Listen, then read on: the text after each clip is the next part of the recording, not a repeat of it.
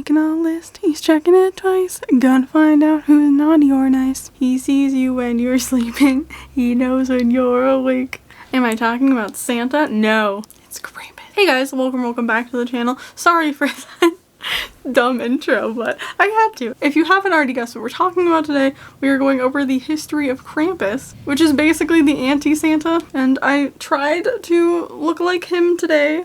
I don't know, I got the ears going. I didn't paint all of my ears, so don't look at that. But yeah, where does this legend come from? What even is he? So grab some popcorn or maybe like a peppermint candy cane and sit back while I tell you the history of Krampus.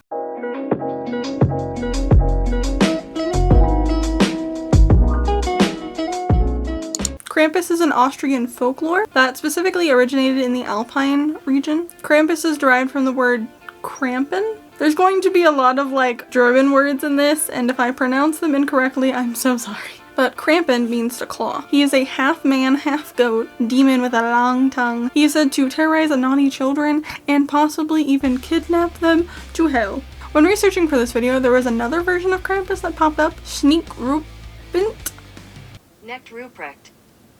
Necht Ruprecht is a German folklore, and the name translates to farmhand Rupert. He's also another legend that's known to terrorize children, threaten them, and like if they're really bad, kidnap them. He's literally just an older man with a beard, which if you want to put the fear of God into children, my bets are in Krampus, not this farmer. Okay, but back to Goatman. Fuck you, Goatman! When paganism was widely celebrated during the winter solstice, Krampus was described as the son of Hel, Hel being the Norse god of the underworld.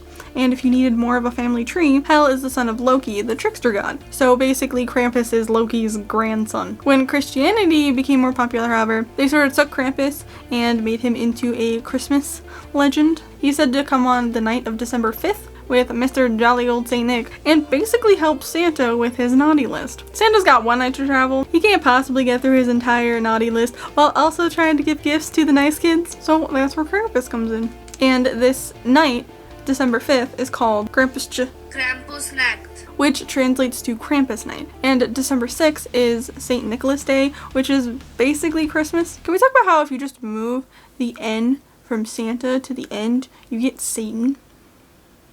Why is that? Anywho, there's also Krampuslauf.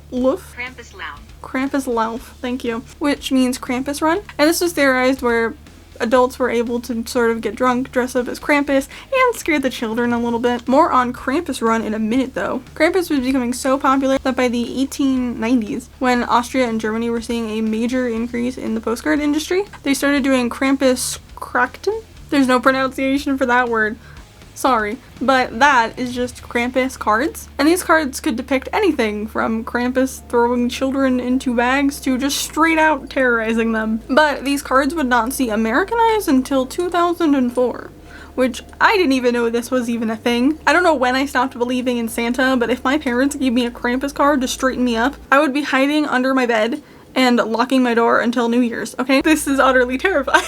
Like, the veiled threat of Krampus is way more terrifying than getting put on the naughty list and sent coal. Now, how does Krampus hold up in the modern era? Really fucking well. Remember when I briefly mentioned Krampus Run? Well, that still exists to this day. It's a whole thing. It takes place every year in Salzburg, Austria, usually around or close to December 6th, which previously was St. Nicholas Day. It is a family-friendly, wholesome Christmas market with Krampuses running around. Basically, people dress up as Krampus and run around terrorizing literally anybody who decides to go to this market. You might have seen these on TikTok, and that's where I first saw this. And like looking up these videos, just the sheer look of fear and laughter on these people's faces is chef's kiss. I love it. It's a nightmare parade and I want to go so bad.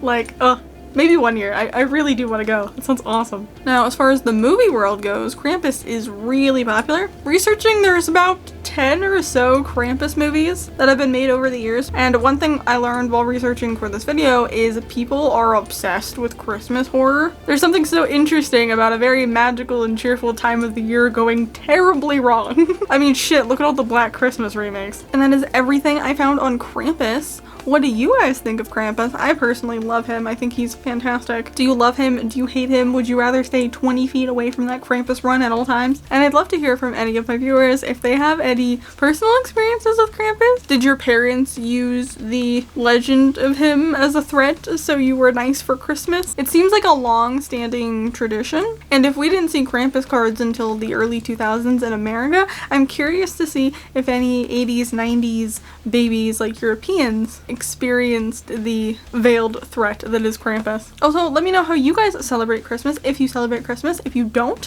what do you celebrate? And is there any similar folk legends in your culture? But yeah, if you guys like this video, be sure to give it a thumbs up and hit the subscribe button. I post new videos out every Saturday, so don't forget to hit that notification bell so you never miss another upload from me. And I will see you guys in my next one. Bye!